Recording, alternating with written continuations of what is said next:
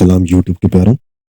आज का वीडियो कुछ बिल्कुल अलग, कुछ यूनिक, बिना किसी देरी के शुरू करते हैं। तो हमारी वीडियो कहानी का सफर, लेकिन एक बात याद रखना, ये कहानी थोड़ी हटके है, तो रेडी हो जाए क्योंकि ये वीडियो एकदम एक्सक्लूसिव होने वाला है। हंसा हंसा कर पेट में बल डालने वाली कहानी, एक कहानी बड़ी पुरानी। हाँ जी, शुरू करते हैं। करीब में भी कई अच्छे हकीम थे, मगर बादशाह का मर्ज रोज बरोज बढ़ता गया। एक दिन वजीर या तदबीर एक करीबी हकीम को पकड़ लाया। उसने जो सर को टटोला तो मालूम हुआ कि सर में दर्द, छोटे छोटे सींग उभर रहे हैं। हकीम कदरे चीखते हुए कहा, बादशाह सलामत, आपके सर पर सींग निकल आया है। आगे से हकीम बोला। हकीम की ये तफ्तीशी रिपोर्ट सुनकर तो बादशाह बोला, भड़क उठा, यानी बोला, यह क्या बकवास है, हम बादशाह हैं या कोई गाय बकरी। हकीम हाथ जोड़कर बोला, जनाब, होनी को कौन रोक सकता है, और होनी को दुनिया में क्यों नहीं होता। बादशाह कदरे नर्म पड़े बोला, मगर इस अनहोनी का कोई इलाज तो होगा। जी हजूर, है तो सही, मगर इतना दुश्वार जैसे उंगलियों के, यानी बांसुरी बजाना, यानी उंगलियों के बगैर बांसुरी बजाना।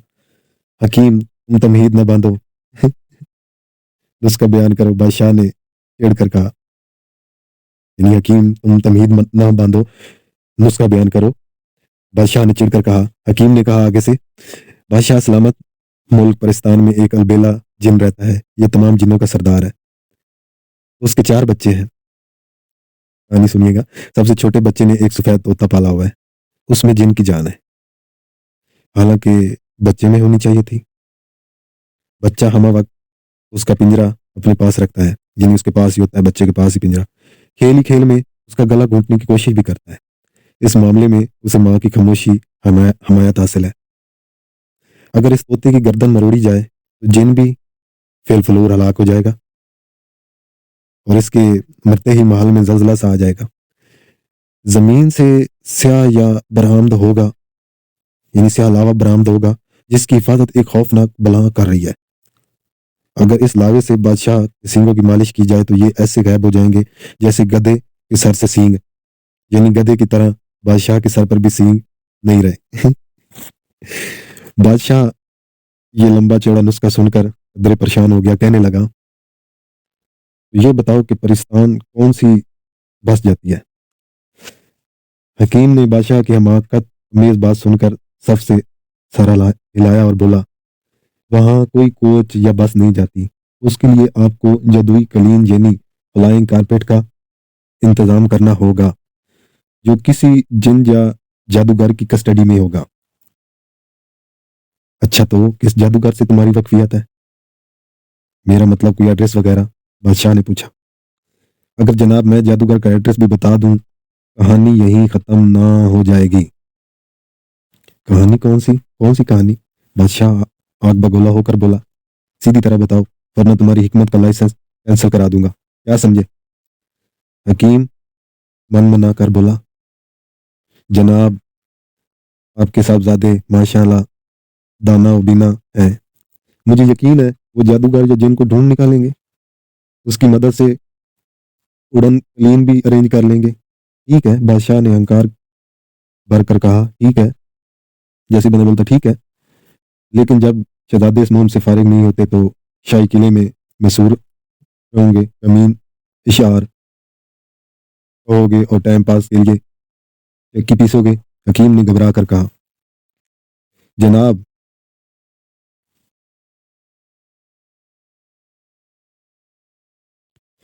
जनाब, ये आप बादशाहों का अच्छा तरीका है, जो नेकी करता है उसको दरिया में डलवा देते हैं, उसका बताने की अच्छी सजा मिली है। ये फरमाइए कि अगर मेरा नुस्खा कारगर है, कारगर है, यानी तो आपके सींग गायब हो जाएंगे, तो इनाम क्या मिलेगा, यानी मेरा नुस्खा सही होगा तो मुझे इनाम क्या मिलेगा। इनाम, बादशाह ने कदरे फखर से कहा, यानी फना फखर में आके कहता है, हम एक बड़ा तराजू मंगवाएंगे, उसके पलड़े में तुम्हें और दूसरे वो सारा आटा खा जाएंगे, जो तुम दुराने कैद चक्की पीसोगे, तुम्हारे वजन के मसावी आटा तुम्हें बख्श दिया जाएगा। क्या, हकीम का चेहरा उतर गया।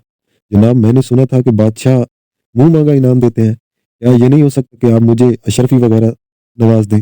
हाँ हाँ, बादशाह ने हाथ उठाकर तसल्ली अमेज अंदाज में कहा, इत्मीनान रखो, तुम्हें अशरफी ब्रांड आटा ही दिया जाएगा।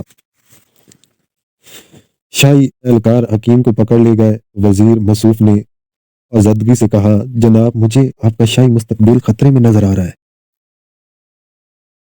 आपके सींग निकले हैं, कल पुला कोई चंद मजीद इजाफे होगा तो यहाँ क्या रद्द अमल होगा?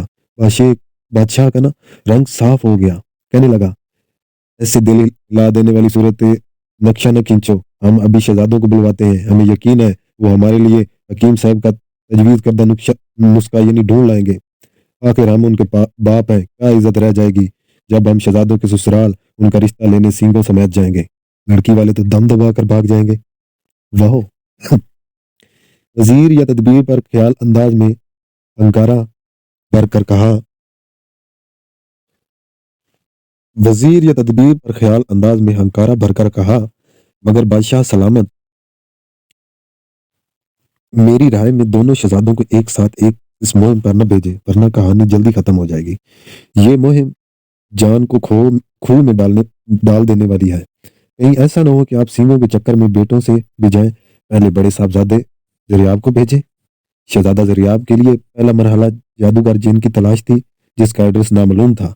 लिहाजा वो यूं ही मुंह उठाए घोड़े पर सवार इधर उधर घूमता रहा, यहाँ तक कि एक वीरान जंगल में जा पहुंचा। जंगल इस हद तक वीरान था कि इसमें कोई जानवर न था, बस एक कुटिया थी जिससे धुआं उठ रहा था। जरियाब ने अंदर झांका तो देखा कि एक दरवेश बैठा सिगरेट फूंक रहा था। कुटिया की दीवारों पर जा बजा जब्त कागज पर बने खजाने के नक्शे आवेजा थे, मगर शहजादे ने इसमें दिलचस्पी जाहिर न की। ऐसे छोटे मोटे खजाने तो उसके वालिद साहब रियाया टैक्स के नाम पर निकलवा दिया करते थे। जरियाब को देखते ही दरवेश समझ गया कि ये यकीनन परिस्तान के जादूगर का एड्रेस मालूम करने आया है। दरवेश इस जंगल में सदियों से रहता आया था। अब तक दर्जनों शहजादों को परिस्तान का पता समझा चुका था। चुनाचे उसने बोरिया से जमाई लेते हुए कुटिया के कोने में बड़ी पुतली की जानिब इशारा किया और कहा, वो पुतली उठा लो, उसमें तुम्हें अलमसाती टोपी जदोई अंगूठी मिल जाएगी, और जहां जाते हुए कुटिया दरवाजा बंद करते जाना। ये कहकर दरवेश बाबा लंबी तान कर सो गया। शहजादे ने खुफी से कहा, अजब आदम बेजार दरवेश हो, चीजें पकड़ा दे और तरीका इस्तेमाल बताया नहीं। दरवेश ने चादर को कोना मुंह से उठाया, तकिए से एक पर्चा निकाला और जुलाकर बोला, ये लो तरीका इस्तेमाल, मैंने फोटो कॉपी करा कर रख लिया है, इसे पढ़कर अपना सफरनामा तय करना। हाँ, वापसी में ये तीनों चीजें मुझे वापस कर देना, और इस पर्ची की 20 फोटो कापियां भी कराते लाना। मेरा मेरा तो हाल खराब हो गया है फोटो कॉपी करा कर। शहजादे को दरवेश की बदजमानी पर बहुत गुस्सा आया। आखिरकार शहजादा था। दिल ही दिल में ठान ली कि वापसी में इस दरवेश के बच्चे को ऐसा मजा चखाऊंगा कि सारी दरवेशी क्या हो जाएगी, भूल जाएगा। पर्चे पर लिखी हुई हदायत के मुताबिक शहजादे ने अमल शुरू किया। अंगूठी बरीक ईंट की पतरी जैसी नोक धार थी।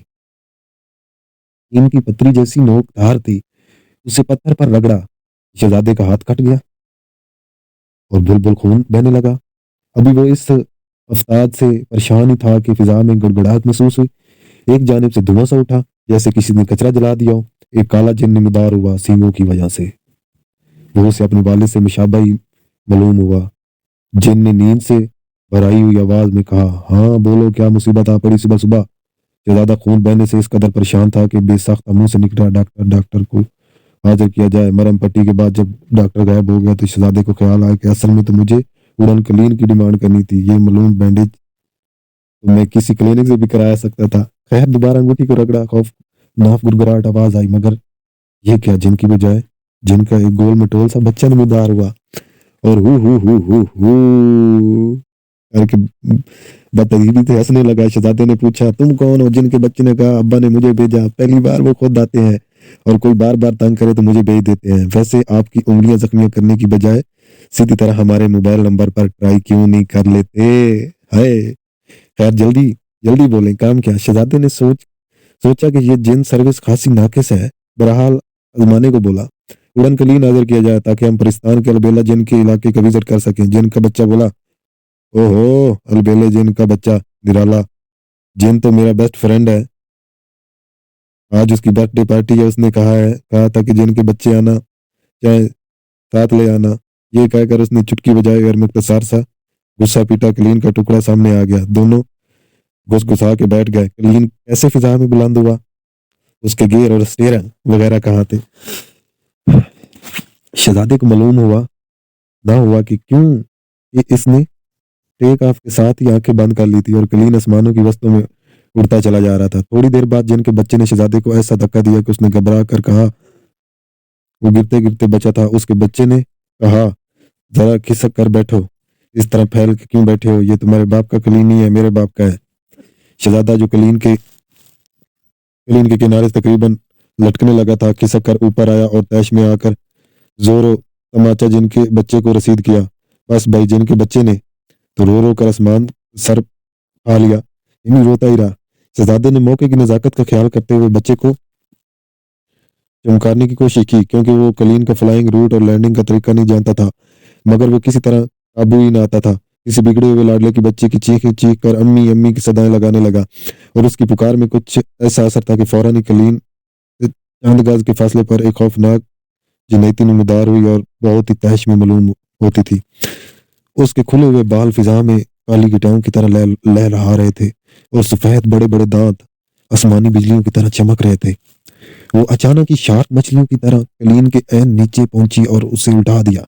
बच्चे का जिनका जो बच्चा था उसके लम्हों को माँ की गोद में जा छुपाया और शहजादा जरियाब रोता चला जमीन की अता गिराइयों में लड़ता चला गया। दिन गुजरते गए। बादशाह जरियाब के इंतजार में सूख का कांटा हो गया। उसके सींग घास की तरह तेजी से बढ़ते गए, यहाँ तक कि सर पर पहनते हुए ताज को तोड़कर बाहर झांकने लगा। बल्कि उसने रो रो कर अपना बुरा हाल कर लिया, क्योंकि उसका सरताज अब कांटों का झाड़ मालूम होने लगे थे। बादशाह रियाया का सामना करने से कतराने लगा। रियाया अलबत्ता मुतमईन थी, क्योंकि उन्हें यकीन था कि गधे के सर पर कभी सींग नहीं उगते। आखिर बादशाह ने अपने छोटे साहबजादे नयाब को बुलवाया और कहा, बेटा, हमें महसूस होता है कि हम जरियाब किसी